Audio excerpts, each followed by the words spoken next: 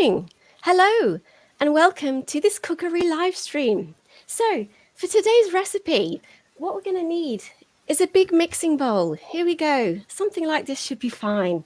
Okay, and then what you're also going to need is a big whisk. There we go. See, it's so simple. So, for this recipe today, we're just going to add in some really interesting ingredients to really make that flavor pop. The first one will be this. Here we go. Let's put that in. Let's give it a mix. There we go. Smells so good. Okay. The next thing, just for a little bit of spice, I would recommend adding in a little bit of that as well. So we're just going to mix that round. Oh, that smells good. The kids are going to love it. Okay. And then finally, as the last ingredient, who doesn't love a bit of matcha powder? Okay. So we're just going to throw that in. We're going to mix it round. Just don't mix it too hard because if you bash out all that air, it gets a bit chewy. So we're just going to mix that round and sorry, just one moment. What's the matter? Yeah, I'm doing the cookery live stream. Yeah, it's on right now. I'm just doing the recipe. What do you mean it's not the cookery live stream today? How can it not be the Hang on a minute. March the 5th. Japanese creative media and literature live stream. Oh, okay, right. Sorry about that. Right, I'm going to need that for later on, so I'm just going to take that out. Okay, no worries. So, welcome. Hi, welcome. Thank you for joining me on the Business of Creativity today. We are live on LinkedIn and YouTube for about the next hour. 皆様、こんにちは。ご参加していただいてありがとうございます。こちらは The Business of Creativity です。菊池ルーシーと申します。よろしくお願いします。I did wonder about cancelling this event today and had a conversation with my guests about that because of everything that's happening in Ukraine at the moment. But here we are. We're going ahead. And on that point, I just want to say that I'm very grateful to be here in my home today, free to spend my time as I choose. And today we're going to celebrate something that's very positive about humans, and that is our desire to express our ideas, our experiences, and our beliefs through creativity. And I'm grateful to live in a country where we can do this freely. So today, let's celebrate Japanese creativity. Japan often captures the curiosity and imagination of the world. My guests and I are here to tell you about what we love from the world of Japanese creative media and popular literature. But please, everyone, start saying hi in the chat section, introduce yourself and tell us your recommendations for Japanese films, books, and more. Tell us what you love about Japan. I should be able to share your questions on screen with everyone. So type in your questions and we can take a look. If you'd like to be on the Business of Creativity, get in touch with me on LinkedIn. Let me know what creative topic you'd like to talk about. Alternatively, subscribe to the Business of Creativity YouTube channel. But for now, let's begin our session by saying hi to Rie, Anthony, and Richard. Here we go. Let's hope that they're there. Oh. Hi, guys. Hello. こんにちは。Hi. こんにちは。おはようございます。こんばんは。How are you all doing? Good. Yeah. Doing good. That's Not great. too I bad. just had this mad notification telling me that this is not broadcasting currently on LinkedIn due to LinkedIn's technical issues. So Oh, no. still LinkedIn Live isn't online. Is this Manabe-san in the comment section? I think so. Is that Manabe-san? Still LinkedIn Live There it is. isn't online. Oh my God. So you mean my cookery intro? But it says now, hi guys, so it must be on. Well, I think he's coming through YouTube. Manabe-san is on Right. YouTube. Yeah. So this is interesting. Now what do we do? LinkedIn, what are you doing to us? Okay.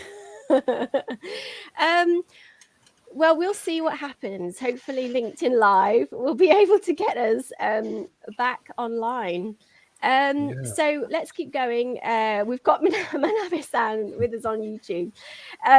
So first of all, let's do some quick intros. So shall we go round as I see it on my screen with starting with Anthony then?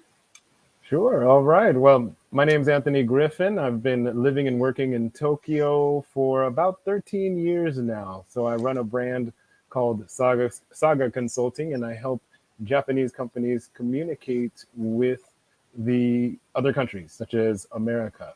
And I'm grateful to be here, and I'm looking forward to talking about creativity instead of some of the more let's say, stiff business topics that I usually talk about. So thank you for having me. Yeah, thank you, Anthony. That's great. Okay, let's move on to Richard. Hi, Richard. Hi, it's great to be here again. My name is Richard Berger, so I feel a little bit obliged to ask if you were perhaps preparing some kind of burger mix in that big bowl.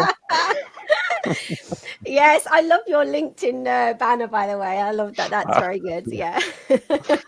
I'm from the United States, but I've lived in Japan for a little over 30 years, so more than half my life.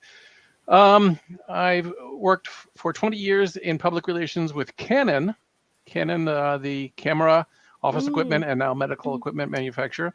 And lately, I've been kind of branching out and doing mainly writing, translation work. I also do some video animation and other video creation work, things like that.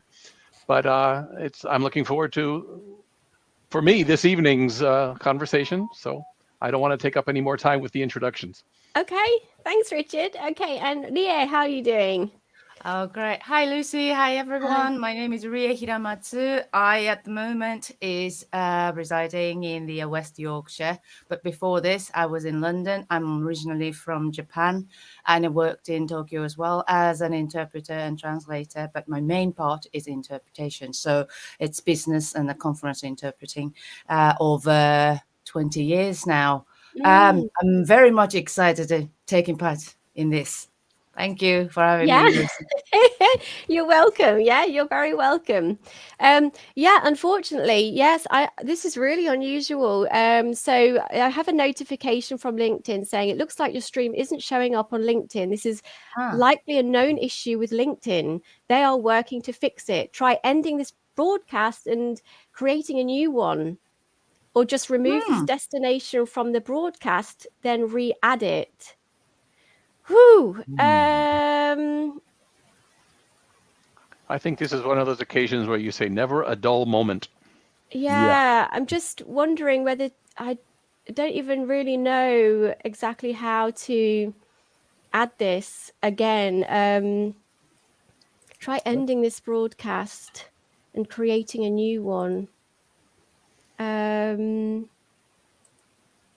Or if we could direct people to the YouTube feed instead. Yeah. Let me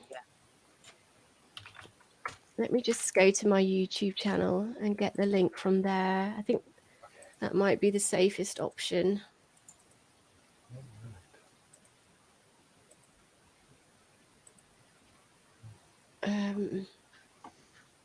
Right, so I can see us on LinkedIn, on YouTube. Let me just add this to my live stream post. Here we go. Sorry about this, guys. Bear with us, everyone. For those of you out there who can hear us.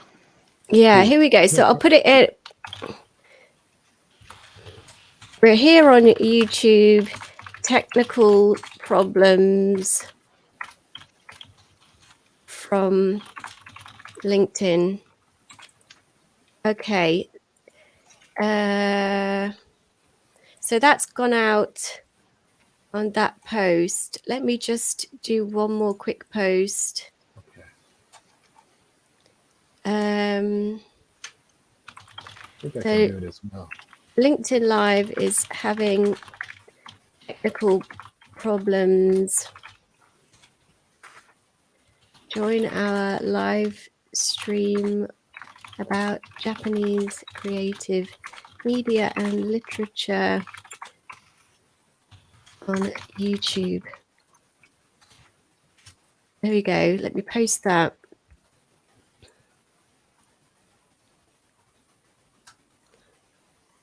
Okay.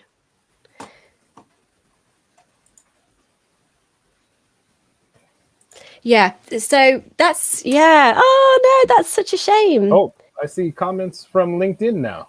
Oh, hello, Oh. LinkedIn. Let's have a look. Oh, hang on. What's going on with my mouse? Hello, Michael. Let's if have you a look. can or can't see No, us, you let us said- know. Yay! Here's my comment. We made it back to LinkedIn. Michael, can you hear us okay? Are we appearing on LinkedIn now? I guess Or we maybe- must be. Maybe that's a question. Hello, is anyone here? Where are you? Yeah. Where are you guys?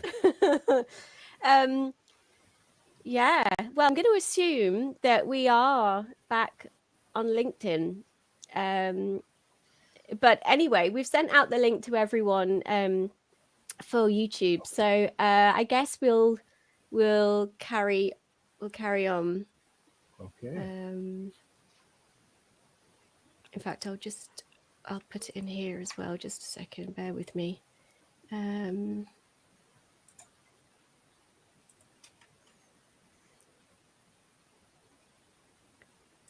me just copy that into this one as well. Yeah, sorry, I didn't have the link to include in my post. The YouTube. Oh, okay. Yeah. Don't worry. I can send it to you now if you like. Oh, that'd be great. Okay. Yeah. Okay. Let me just send it in the message section to all you guys. There we go. That's coming your way. I'm hesitant to break away from this screen because I've done it in the past and then my sound drops off or something like that. So I don't want to switch screens.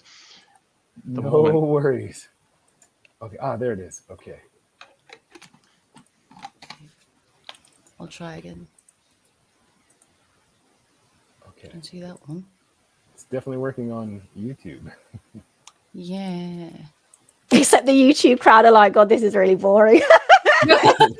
Watching people. We're coming. We're good. We are, but it's just a shame. Anybody got some good jokes to fill in the time while we're trying to... Oh no. Okay. Well, we Michael somehow has broken through the technical barriers on LinkedIn and is joining us. Oh yeah, that's a good point actually. Put it in the chat section. Okay. That's the best we can do, I think. That is literally all we can do. So we are here today to talk about Japanese creative media and popular literature. So to start off, we were going to look at an example of some Japanese advertising. We've got two adverts actually from the 1980s. And the first one is, well, it's a bit of a quiz, really. We were going to ask the audience if they could guess what is being advertised. Oh, hi, Mike will experiment. Thank you. Yeah, we've got you made it. Thank you. The message got out. Yeah. So we're going to look at a Japanese advert. Now, this advert, the creative director behind this advert from the 1980s in Japan was a lady called Eiko Ishioka, or Ishioka Eiko-san. And she was known for her extravagant creative ideas and also extravagant costumes, which she won Oscars for. So let's take a look. Let's hope that the technical options all are working here. I'm going to share my screen, and you should be able to see. Now, for those of you who are Japanese, there's a big giveaway here, and you might already know the answer. But for those people who aren't familiar with Japanese products and services, then see if you can guess what this advert is about. First of all, do you recognize the American actress? the clue is in the it's disappeared. So this was from the 1980s, and some people say it's genius, and other people say it's kind of symbolic of like the 1980s extravagance. So I'm just curious to see what other people think. I mean, she's doing well to work her way through eating that egg. Personally, I don't know how she doesn't how she doesn't retch, really. She just looks so relaxed, doesn't she? Richard, are you a scrambled or a fried egg guy? Yeah, I mean, the benefit for her was she didn't have to memorize any lines, right? So, Yeah. but who knows how many hard-boiled eggs she needed to eat for that until they gave her the okay, right? That's true. That if they had multiple takes, you know, by the end of it, she's really feeling like, you know, she needs a drink of water or something. Like Steve McQueen and Cool Hand Luke, right? So there's a big clue. If you're Japanese, or if you live in Japan, you've just got the answer, probably. Let me just switch that off. Yeah, this is the point where we ask everybody in the comment section what they think that ad was. But of course, it's a little bit lonely out there at the moment. Well, let's just have a look. Okay. We have I think a hard-boiled egg here. Yeah. or an egg. I don't know if it's hard-boiled. Huh? Yeah. Somebody, the Mike will experiment. Yeah, he likes eggs too. So maybe it's he had advertising egg. Yeah. Okay, well, of course, that was a Parco advert. Parco, as some of you may know, is a Japanese department store. I'm sure at some point I must have been there, been in there. I to be honest, I can't quite remember. It was always the Isetan. Not that the Isetan department store that sort of sticks out in my mind, because I worked near it once, and I remember it's very expensive, but the food in the basement floor was always amazing. So I don't really remember Parco, but I understand, maybe Ria, you can confirm this, that Parco was also sort of a bit of a high-end department store. I think you could say that. And especially, like, as you mentioned, you know, the food section in the basement was like, yes, very good, but very expensive. Yeah. Yes. Yeah, absolutely. There's a Parco store in Shibuya. That's what I thought. That's the one I'm most familiar with. Yes, right. I was thinking maybe Shibuya. Yeah. So what do we think? The link between Faye Dunaway eating an egg and Parco department store. Is it clear to, you know, maybe for some people it's like, oh yes, of course. I can't figure it out. This is indicative of, I'm not sure if this is the proper word that was used, but of Japanese atmospheric advertising. So they're not trying to be as low context as a lot of Western advertising, where they show the product, they show how it works, they show the benefits of the department store or something like that, or the clientele or something like that. They're trying to create a mood, an atmosphere. And I remember those kind of advertisements were kind of critically viewed, at least in the United States. Now, I think the first major company that tried to adopt that in the U.S., I think it was Lexus, or another one of the high-end Japanese car brands. Mm-hmm. And I think they just showed the view from the drivers just driving through a lush forest, road, with green trees on both sides, with some nice music. And they never showed the car. Oh, and wow. At the end, I think they just, and it was a really, really, I don't remember when this was. It might have been the late 70s, early 80s. And they were crediting sort of the Japanese, atmospheric advertising approach to create a mood, as opposed to saying, this is the benefit of using this laundry detergent. Yeah, but that's interesting. So they had a car advert, but they never showed the car. And that was, it was brilliant because it garnered so much attention. Yeah. Everyone was talking about it. So Yeah. it was on everyone's minds. You know, they did it before anyone else. Isn't it? Yeah, very brave, bold I wish I've choice. seen it, but it reminds me of that book, Kawabata Yasunari's Yukiguni. But because we talk about that, about having the, the first person's point of view or everyone else's point of view. Do you know that one? Oh, The very first line of that Oh. novel. It's, resonates with that. Thank you. Okay. And well, the Japanese language allows you to write and say sentences that lack a subject. The subject is implied. So, depending on who's reading it, they could say, "Oh, it's this person," or "No, it's this is the subject."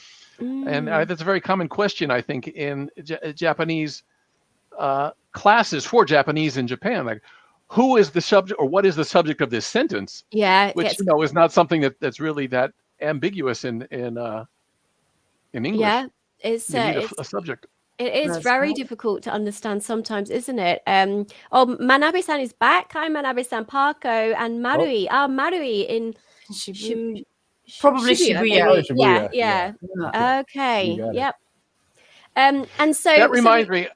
There was one other. I don't mean to draw this out longer than you had intended, but I remember when I was a student back in the 80s, studying in Tokyo. I think it was 1985 or 6. There was a watch commercial that to this day I vividly remember, and I think it showed some youngish businessman in an art museum or standing before some painting or something, just kind of looking at it, I think from behind, and this like high school girl who's eating an ice cream cone. I don't know if she slips or does something, but she hits him on the cheek with this ice cream cone. So he gets some ice cream on his cheek. And she says, "Oh, I'm sorry." She's giggling. And then she leans in and licks the ice cream off his cheek and then walks away. And that was an advertisement for a watch. I think I've seen it. Oh my God.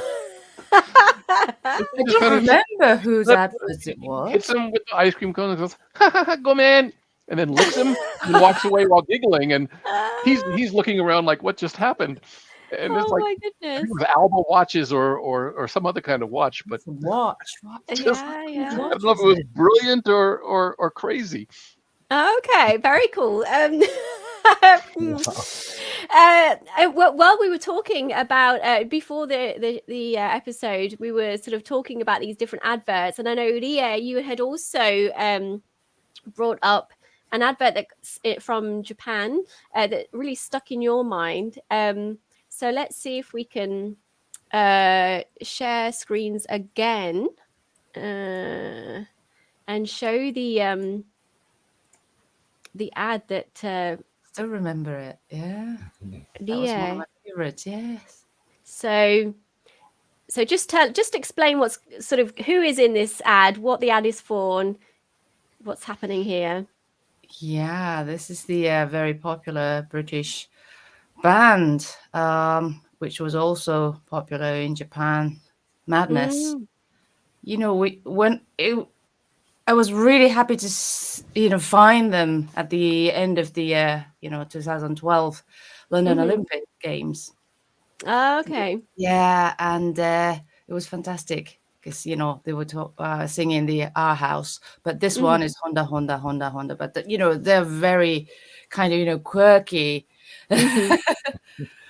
And, but funny, but very flexible take on. And then they were really, really well received. So this is not just one. Look at that Honda. Yeah. Oh my God. Yeah, they did quite a few. Oh my goodness. Yeah, this really resonates with people from a certain generation. Just seeing Madness in action is great. I was never. I have to admit, I wasn't a Madness fan. But how dare you, Lucy? I'm sorry. I know. I don't know what it was, but yeah, I was never into those guys, and it's kind of great. It kind of grated on me, but it's interesting that they were sort of so well known in Japan. And I think they were touring again recently, weren't they? Yeah. Or they had a bit of a comeback tour, didn't they? So I don't know if did they make it over to Japan, or I don't know if it was just a British thing. Oh, but probably a British So they've thing. got a bit of a following over there, have they? I'm sure there's still, lots of people remember them. And yeah, fondly. Okay. Well, there we go. Oh, they're in their Japanese outfits. Okay, that's something that won't make sense to anyone outside of Japan. Exactly. Oh, look at those cars up there. So anyone seeing the way they're using their arms will know in Japan, but the traditional kind of cheering. Yeah. Okay, cool. So I'm gonna stop that there. Come back to the group. Okay, great. So we're talking about Japanese creative media, popular literature today. So the first question, I guess, is what first captured your interest in this area? I mean, I think obviously Neo, but we've all been involved with Japanese culture for a very long time. Sort of what was it that first drew your attention to these areas? Anthony, what was it for you? Wow. Well, in the interest of being creative, I did prepare some images. If you don't mind sharing them, and Sure. I'll just go through a quick story about that. Okay. Here we go.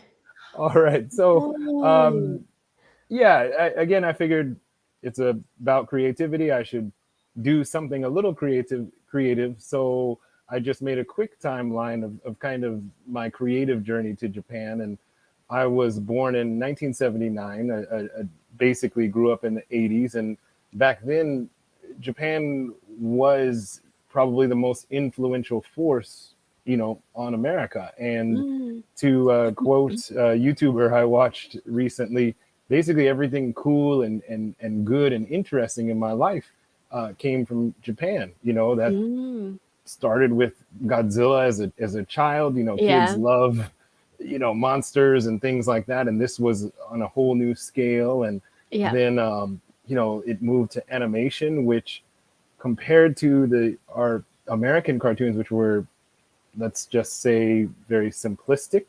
Animation such as Macross was basically an animated soap opera. You had main characters dying. Spoiler alert from 40 years ago. You had relationships, and we could watch these as children. Moving forward, obviously many of us were influenced by video games, such as the Metal Gear Solid series. And as technology evolved, Japanese creators were showing different perspectives on my own history and my own culture through these games.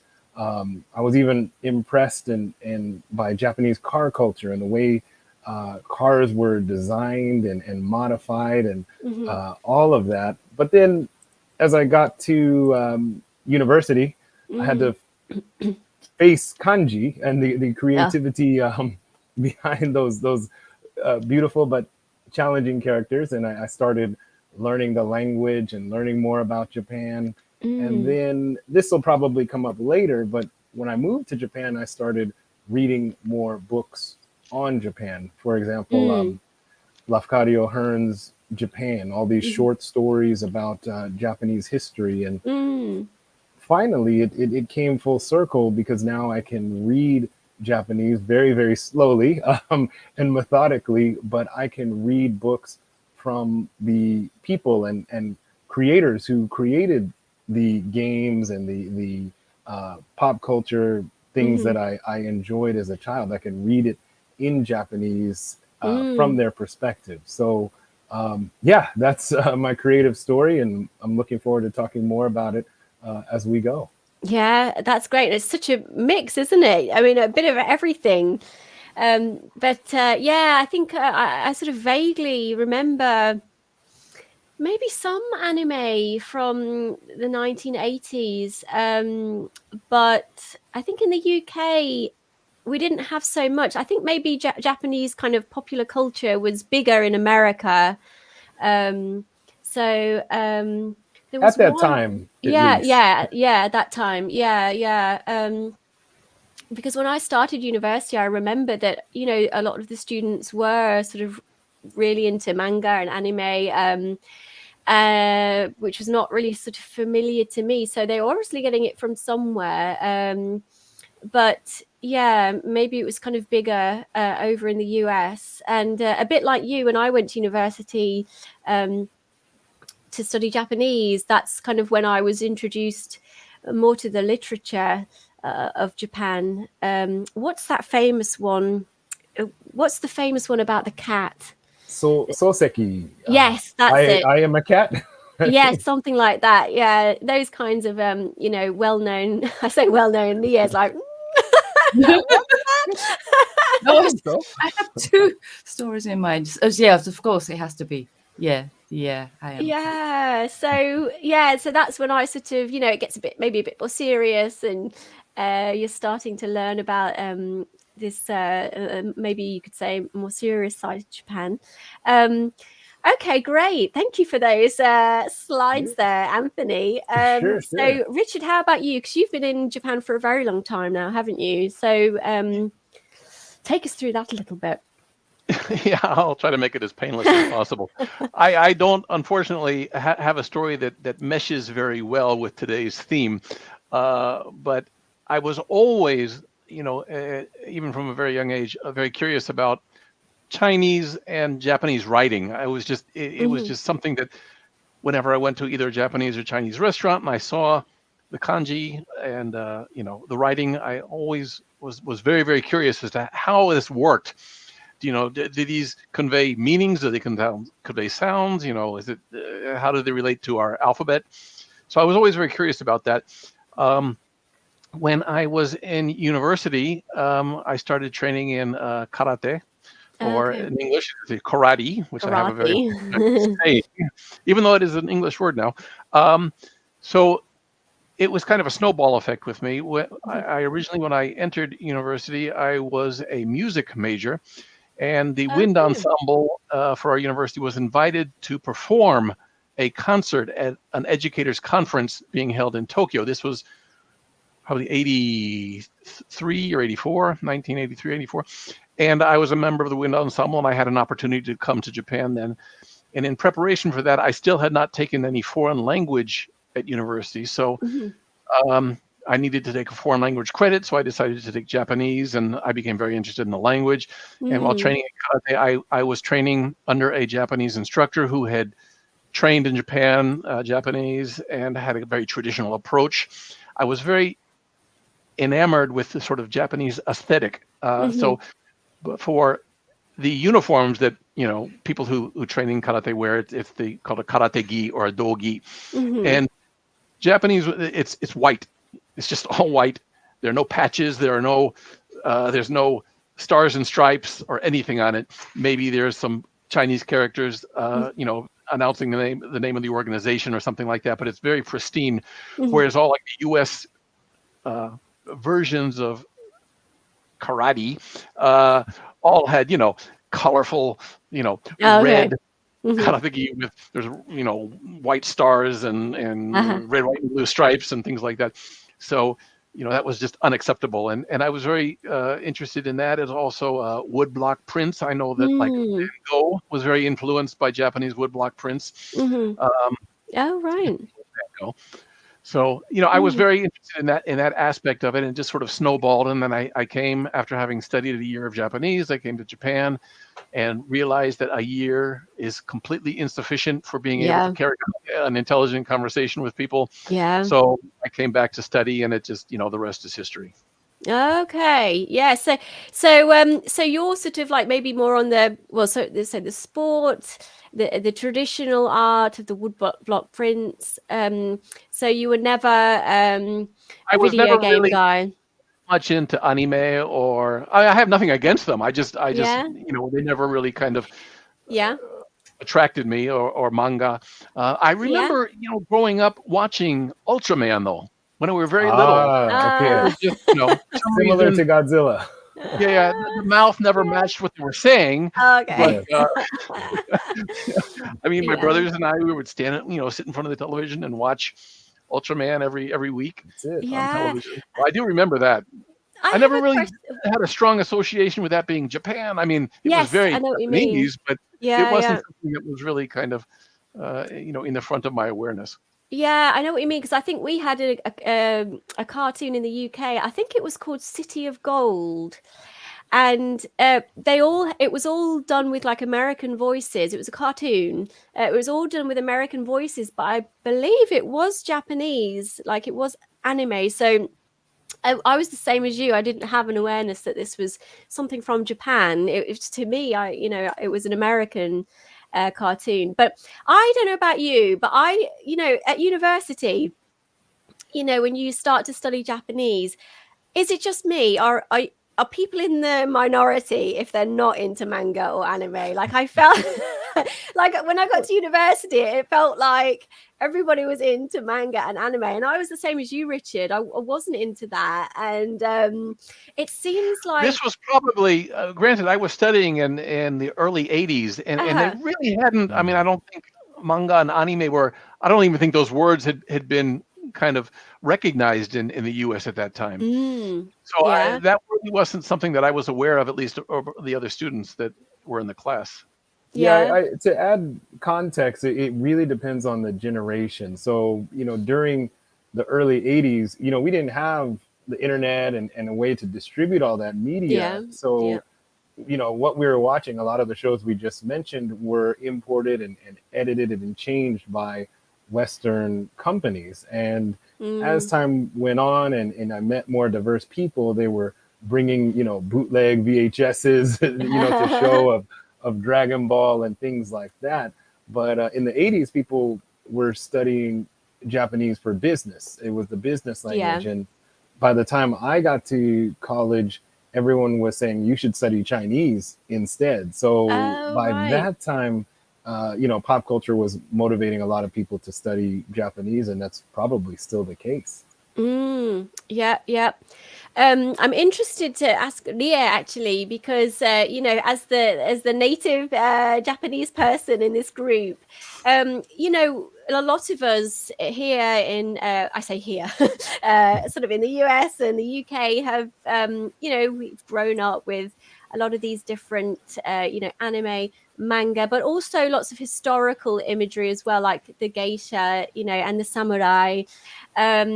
And so I'm just interested to ask you, because I think some people, maybe when they go to Japan, they've got these certain perceptions, like, for example, that there are geisha sort of walking down the street sort of everywhere, or what else, that girls walking up to you and licking your face. Yeah. Putting ice cream on your face. I've only had that happen a couple of times in the 30 years I've been here. So, so, do you feel like, sometimes do you feel like people have a very sort of realistic feeling for sort of how Japan really is, or are we all a bit sort of like, literally we think that the geisha are walking through Shibuya, go shopping? That would be interesting. I know there are people who are quite offended by the way the Japanese people or Japanese culture was depicted in the West, or it doesn't have to be in the West, but overseas. But I'm kind of used to it, knowing that no culture is really like pure. In a real sense. And it is one depiction, and then when I watched the Last Samurai, lots of people like or love Last Samurai, and talk about it as if it's based on the historical fact. It isn't. It is inspired by a certain war, but it wasn't like that at all. But I don't want to spoil the story. So yeah, it was Tom and Cruise. again, it's entertainment, right? And movies have to kind of play around with the truth or depictions to kind of suit the plot, I think. And I think the same thing could be said about depictions of American culture, or cultures in the South in the US, or just a lot of different things. But some people, I think, more sensitive than others. I agree. But recently, I think it was you, Richard, that you recommended this Nobushi no Gurume, Yes, the yes, yes. samurai gourmet. On My husband and I Netflix. started watching. We shouldn't have started that late, like probably like 9 or 10 in the evening. We watched the whole thing, the 12 episodes or something. In one And it night. was already like 4:30 in the morning. It must have been really good. It was so Moorish. And then it felt, to me personally, it felt like quite like authentic, like real, like normal, like Japanese, So people. just explain what this is again. So it's on Netflix. What's the name of this again? It's a samurai gourmet, isn't it? In English. I think so, Samurai yes. Gourmet. I mean, it's a Japanese production and it stars Japanese talent. So, I mean, it's created in Japan for Japanese consumption, I think, originally. Oh, and it's right. just it's a rather silly. I think each episode is what, maybe 12 or 15 minutes, something like that. I haven't watched recently, but okay. So that's entertaining. great then. So you feel like, you know, for people who want to maybe see something authentic, made by Japanese people for Japanese audiences, that this is a good one. But certainly it is something that you can relate to. I think it is almost universal. Let me see if I can write this up on the screen. So it's samurai. Did you say gurume? Nobushi no Gurume. Nobushi. Right, it's the Japanese title. Nobushi. Oopsie. Nobushi. But if you put in samurai gourmet, samurai gourmet, should get it. Samurai Nobushi. Samurai gourmet. Samurai. Okay, samurai is the English. This is the English name. Okay, and that's on Netflix. And the Japanese name, unless you're able to input Japanese characters, I don't think you would get. Yeah. Okay, it's quirky, I'm gonna have to check that out. Yes, that does sound interesting. Like when I lived in Japan, I have to admit I never really got into Japanese TV very much because I worked in the day in a Japanese company, and I think at the end of the day, I just found it like really comforting to come back to my apartment and just hear English, you know. So I would always go for the international channels. But there was one, and you're probably going to groan because when I say this that I like this, people are like, but there was one TV program that I quite liked, and I'm trying to remember the title. It was something like Hidetoshi. No, it was a joke. It was like Hidetoshi Tada no Hito. There was a joke about his name, Tada no Hito, Hiroshi Tada no. Oh, what was that? So anyway, let me explain what the story was. So by day, maybe one of our viewers can contribute to the title. Help us out. Just try to. Not ringing any bells for me. Yeah. Yeah, me neither. Let me do my best to explain. So during the day, he was a very geeky, nerdy salaryman. So he had a grey suit, black tie, big like Clark Kent style glasses, like, you know, badly brushed hair. But during the night, he was a spy, or he was some sort of secret agent. So like he was living a double life, and all the girls, what did they call them? Like Oeru? Like they would call them office ladies. Office ladies. All the office ladies thought he was just like a really sad, you know, like nerd, and they weren't interested in him at all. But in the nighttime, he went on these missions. He was some kind of secret agent, and he like turned into this really handsome guy with these like, you know, cool outfits and like spiky black hair, and the ladies loved him. and I was like, I found this like, I really enjoyed it. But when I tell Japanese people that I like this program, they're like, and there was some sort of joke on his name because Hide Tadano, was it Tadano Hitoshi? So that look it up. when he was during the day when he was the geeky salaryman, it was like tada no hito. It was a play on word, tada no hito, just a person, which means Ordinary just person. a person. Yeah. Oh, you're gonna have to like, somebody else needs to sort of recommend some Japanese TV, and I'm just gonna go and research this.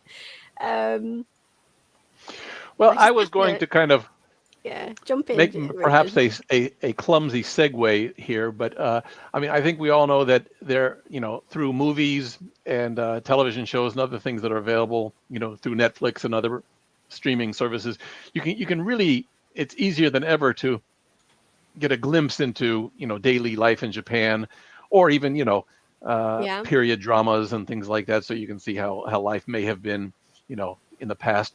But I think probably literature also offers opportunities. Literature,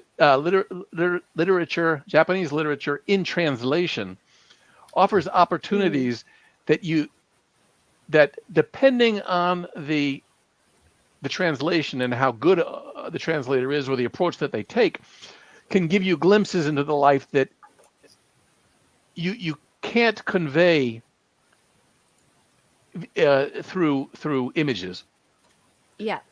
And the reason is a lot of it is reflected in the language. And this is something I think one of the books that you were mixing up for the burger mix at the beginning of the show. Yes, Sayaka Murata. Yeah. Her convenience store woman. Yes, yeah, very famous. I read that. I went back and I looked at my reading list, and I discovered I had read that back in 2018.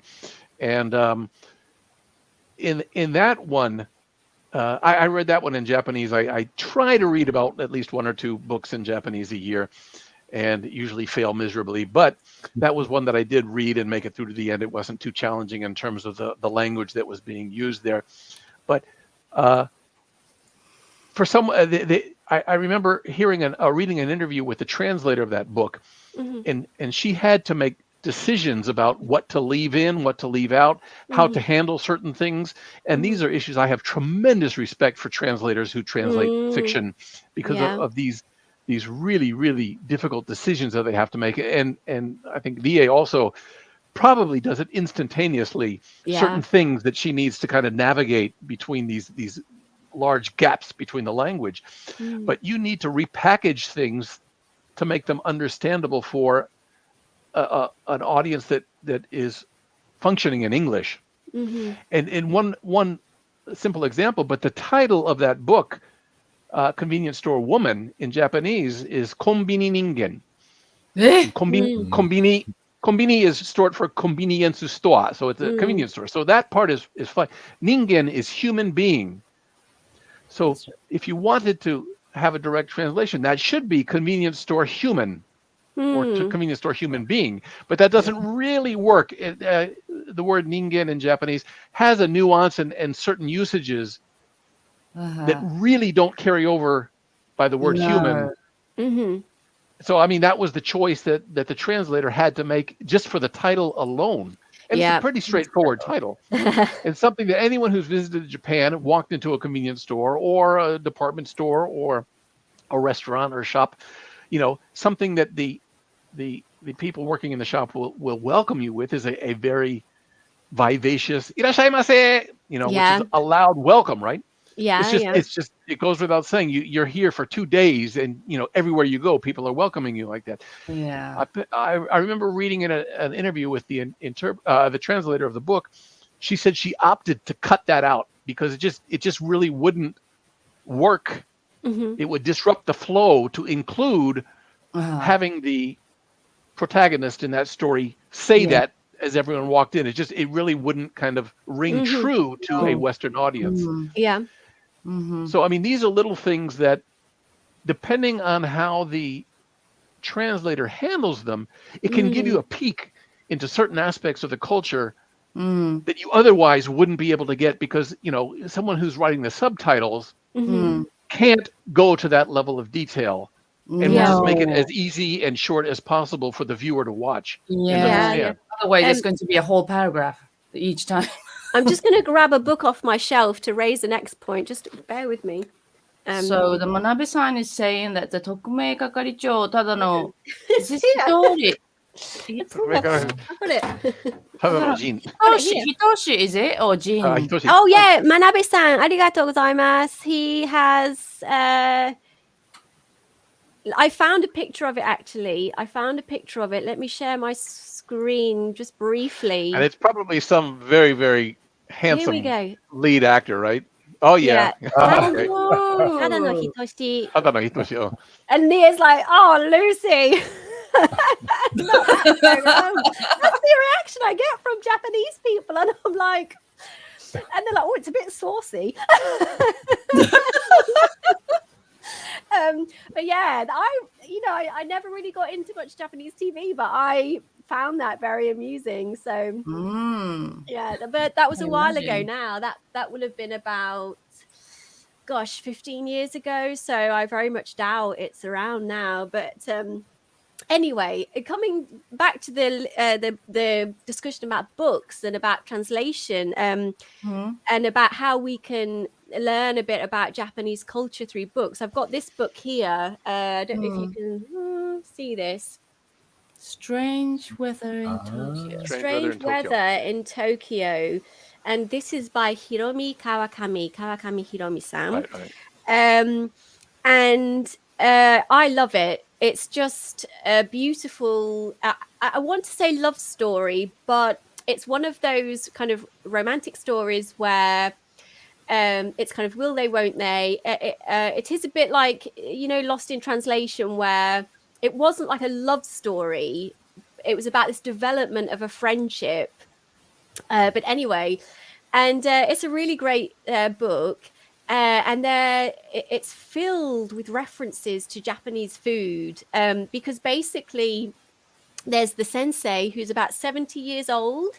And one day he meets his former high school student in an izakaya, which is like a Japanese pub. And they're at this izakaya and they're eating and they're like, oh, hi, yeah, I remember you. And they sit together and they have some food.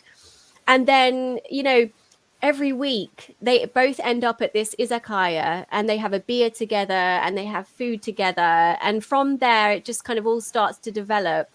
And as you guys will know, Japanese people are a nation of foodies, it seems to me.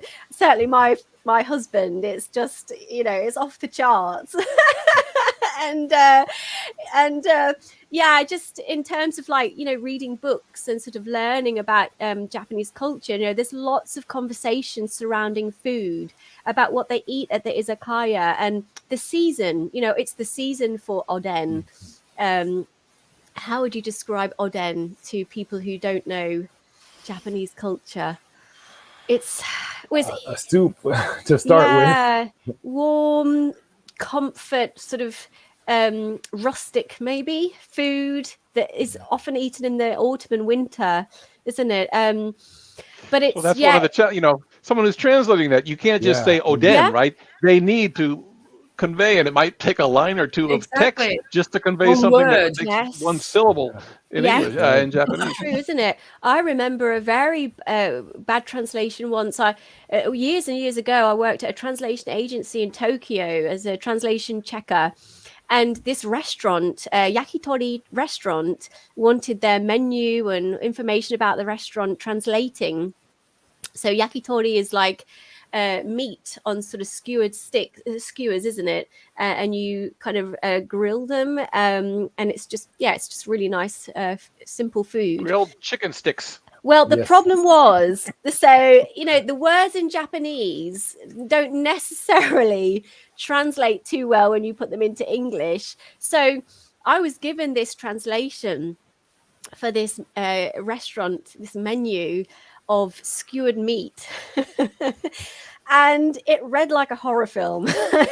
Really, they had given no thought, to perhaps we're going to change, guts, skewered, chopped up guts. We're not going to say that in English. We're going to put this in, it read like a horror film, so we had to send that back. But it's it is great when you can sort of when you get these kind of cultural themes coming through in books that you read about Japan. But on the other hand, the Sayaka Murata, which is the lady, I'll try and get not to shine, which is the lady that wrote Convenience Store Woman. This is her other book called Earthlings, and this is crazy. I mean, really, I don't know if any of you guys are familiar with it, but it's just a whole new level of I want to say weirdness, but that doesn't cut it. It's kind of disturbing. Unsettling. Very, very unsettling, disturbing. Towards the end, I don't want to. No, I'm not going to say it because I don't want to like ruin it for people if they're interested. Don't to spoil read it. But it's crazy, and and very, very dark, and in a serious way, some very, very harrowing topics come up. And so I read it because I loved I loved Convenience Store Woman, and I thought, okay, I'm going to try Earthlings, thinking it would be sort of similar. But this is Convenience Store Woman on acid. And but so I have to admit it was a bit too much for me. I kind of struggled. I got through it, but there were points where I was like, oh, I don't think I can keep reading this. But what I really find interesting about Sayaka Murata is the story behind her, really. So she graduated from university and then spent 17 years working part-time in a convenience store, and all the while she was writing these books, and they became apparently she's won every single sort of book prize in Japan, and she stayed in her convenience store job and being hugely successful. But she talks a lot about kind of women's equality, gender equality in Japan. And I read an interview with her in the Guardian newspaper, which is a very popular newspaper over here in the UK. And she said, I went to university and I don't really understand why I went, because I graduated and people just told me to marry a rich husband. And so she felt very strongly about the situation for women. I think I've got a quote from her here. Blah, blah, blah. So this was from the Guardian newspaper article, and it said that she tried embracing conventional notions of womanhood just to avoid what she calls social harassment before abandoning it in disgust. So if you read her books, they're very very heavy on sort of talking about the social expectations on women and also men, actually, the way that society expects them to get married, expects the woman to want to have babies. And she talks a lot about these things in her books. And then in this interview with this newspaper, she mentions this term that she calls social harassment. And I just think it's fascinating that she lived 17 years quietly working away in a convenience store while being a best-selling author. Apparently she had to quit in the end because when people started to work out who she was, she said they started to like stalk her at the convenience store, so she quit. But yeah, it's interesting. Leah, have you got any good recommendations for people? Any sort of books or stories or films that kind of introduce people? I mean, I suppose we've got Samurai Gourmet as that was a Richard's idea, but it was brilliant. Even my husband, also called Richard, he's not very familiar with Japanese culture or language, but he thoroughly enjoyed it. He could really relate to the guy. Yeah. And so that was, I mean, definitely one, I would think. Yeah, and yeah. I can't believe others. I can't I'm believe sure you had 12 hours binge watching. That's amazing. I Good. commend your effort. Yeah. Oh my goodness. I think, we've all sort of been been into sort of binge watching TV shows. I think the most I've ever managed is maybe 4, possibly 5 episodes. I don't know. I say 4, I think. But 12 is very good going. Well done, dear. My wife and I, we recently watched Drive My Car, which is up for, I believe, an Oh, Academy yeah. Award. Japanese movie. It's quite Okay. long. Okay. Drive My Car. Oh, sorry. Please. After that, yeah. What's Yeah, the what is the what's the Japanese title? Mm. Drive My Car. Is it a literal translation? Yes, sir. Doraemon, my God. Oh my God. I was 先の車を waiting for the 運転して Beatles くだ song to さい。 appear. It never did. There's Okay. one. So Yeah, there's one I really liked, Mhm. and I'm sure it's in English, but Mhm. this thing, a film called Pecoros no Haha ni Ai ni Iku. I have to look. I should, as Manabe-san just pointed out, the Drive My Car is based on a Haruki Murakami Is it novel, I believe. beautiful? So there's plenty of sex. Sorry, I missed that last one. So there's plenty of sex. I was just looking through like Manabe-san's comment. And I was like, sorry, what? Yes, and I had the uncomfortable experience of watching it with my daughter, my 25-year-old that's daughter, the sitting next worst. to me. So That's the worst. That's the worst when that happens. I have memories of that when I was younger, when you get caught out like that with your parents in the room. And now, as being a mother to 2 kids, I anticipate this horrific moment that will surely come.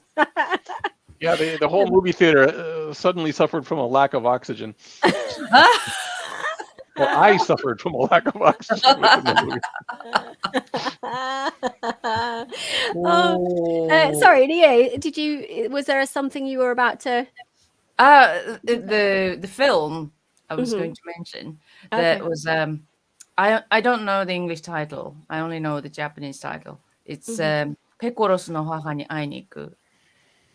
I think it's based on manga, but Yeah. yeah.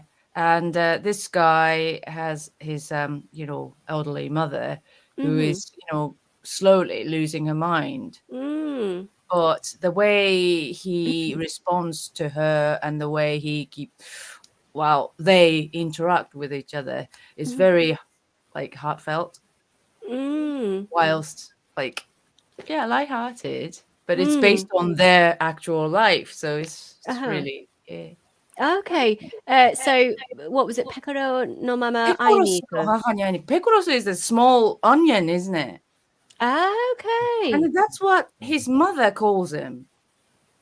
His mother calls him Because he's balded, little and onion. somehow he looks like onion to her. So she calls him Pecoros somehow. That's a foreign word, but I don't know why she chose that Okay. one for him. But Yeah, so kind of a heartwarming Japanese film. yeah, but it's again universal. Yeah. And it's really kind of easy to like relate to. Okay.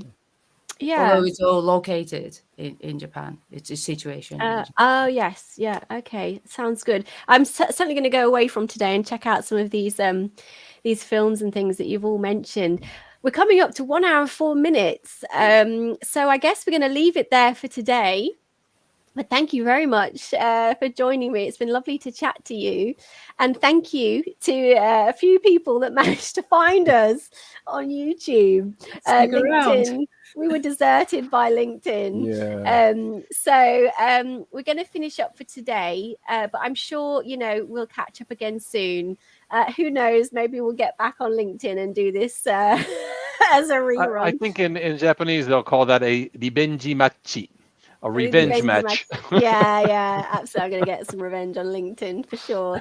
Okay, so we'll leave it there, guys. And thanks very much. Have a great weekend. I know for Richard and Anthony, it's getting into the evening, so go and enjoy your Saturday evening. And Leah and I will get on with our Saturday afternoon. So we shall speak again soon. Okay. Sounds good. It was a pleasure seeing everyone again. Thank you. Thank you. Bye.